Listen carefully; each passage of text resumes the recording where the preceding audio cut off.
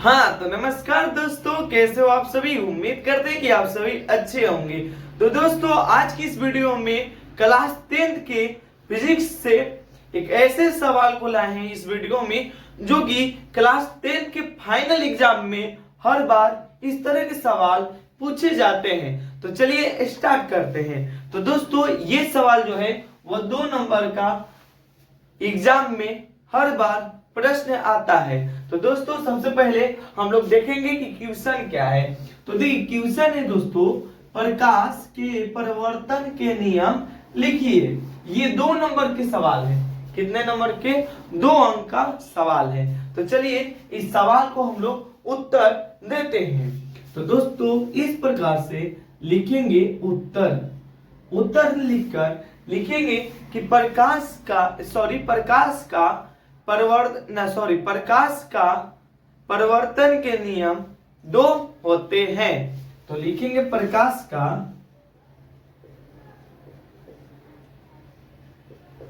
परिवर्तन के नियम 2 होते लिखना है प्रकाश का परिवर्तन के 2 नियम होते हैं। सबसे पहले लिखना है उत्तर में कि प्रकाश का परिवर्तन के 2 नियम होते हैं। और इसके बाद हम अब लिखेंगे पहला में कि आपतित किरण और परिवर्तित किरण और अभिलंब तीनों एक ही समतल पर होते हैं। तो सबसे पहले पहला नियम को लिखते हैं और इसके बाद आप सभी को हम समझाएंगे। तो देखिए लिखेंगे आपतित किरण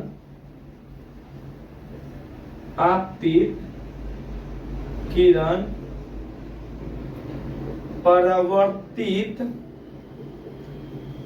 किरण और अभिलंब तीनों एक ही समतल पर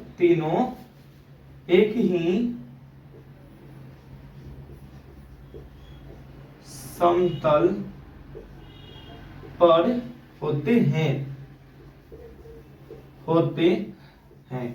तो इस प्रकार से हम लोग पहला नियम को लिख चुके हैं। तो देखिए सबसे पहले यहाँ पर पढ़िए दोस्तों, पहला नियम है आपतित किरण, परिवर्तित किरण और अभिलंब तीनों एक ही समतल पर होते हैं। तो चलिए देखते हैं, आप लोग देखिए और हम समझाते हैं। तो दोस्तों सबसे पहले देखिए एक समतल है। सवाल में पढ़िए आपतित किरण, यानी आने वाले किरण को हम लोग आपतित किरण कहते हैं। आने वाले किरण को आपतित किरण कहते हैं। तो यहाँ से आ रहा है किरण, तो यहाँ से टकरा के परिवर्तन होगा। यहाँ से आया किरण तो यहाँ पर समतल पे टकराया, तो यहाँ से परिवर्तित हुआ। तो यहाँ से परिवर्तन हुआ, तो इसी को हम लोग परिवर्तित किरण कहते हैं। और अभिलंब यहाँ से डालेंगे वो लंब, ये हो गया हमारा अभिलंब। तीनों एक ही समतल पर होता है। देखिए दोस्तों ये आने वाला किरण, ये जाने वाला किरण, इसको हम लोग आपतित किरण कहते हैं। आपतित किरण। और इसको हम लोग परिवर्तित किरण। और ये जो हुआ अभिलंब। और ये दोस्तों इसको हम लोग क्या कहेंगे? तो इसको हम लोग समतल कहेंगे। समतल। तो समझ गए होंगे दोस्तों कि आपतित किरण और देखिए आपतित किरण, परिवर्तित किरण और अभिलंब तीनों एक ही समतल पर होते हैं। तो हम उम्मीद करते हैं कि आप लोग पहला नियम जान चुके होंगे। अब हम लोग दूसरा नियम को लिखते हैं। तो देखिए दूसरा नियम इस प्रकार से लिखेंगे कि आपतन कोण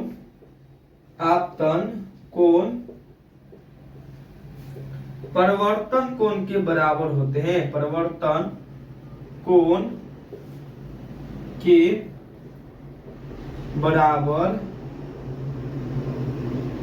होते हैं। तो दोस्तों आपतन कोण, देखिए आपतित किरण और आपतन कोण में बहुत ही अलग अलग होता है। देखिए आपतन कोण और आपतित किरण दोनों में अलग अलग शब्द है। देखिए ये जो आ रहा है इसको हम लोग आपतित किरण कहते हैं, और ये जो हुआ इसको हम लोग परिवर्तित किरण कहते हैं। और यहाँ पर कह रहे हैं कि आपतन कोण और परिवर्तन कोण, आपतन कोण परिवर्तन कोण के बराबर होते हैं। तो देखिए ये हुआ आपतित किरण, ये परिवर्तित किरण, और यहाँ से एक समतल है, यहाँ से अभिलंब डाले। तो देखिए इसी प्रकार से यहाँ पर हम लोग चित्र को बना रहे हैं। तो ये हुआ आपतित किरण दोस्तों, और यहाँ से जो जा रहा है इसको परिवर्तित किरण, और ये हुआ अभिलंब, और ये हो गया समतल।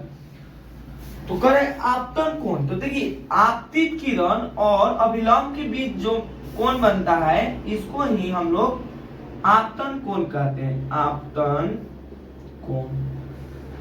और दोस्तों परिवर्तन कोण, तो ये हो गया परिवर्तित किरण और अभिलंब के बीच जो कोण बनता है वह परिवर्तन कोण होता है, परिवर्तन कोण होता है। तो ये वाला कोण जो है, ये वाला दोस्तों और ये वाला दोनों क्या होता है, बराबर होता है। जैसे यहाँ पर एक चित्र को इसी प्रकार से बनाते हैं, अगर ये 50 होगा तो ये भी 50 ही होगा, अगर ये 100 होगा तो ये भी 100, यानी आपतन कोण 50 तो परिवर्तन कोण भी 50। अगर परिवर्तन कोण 50 तो आपतन कोण भी 50 होगा। तो इस प्रकार से परिवर्तन के दो नियम होते हैं।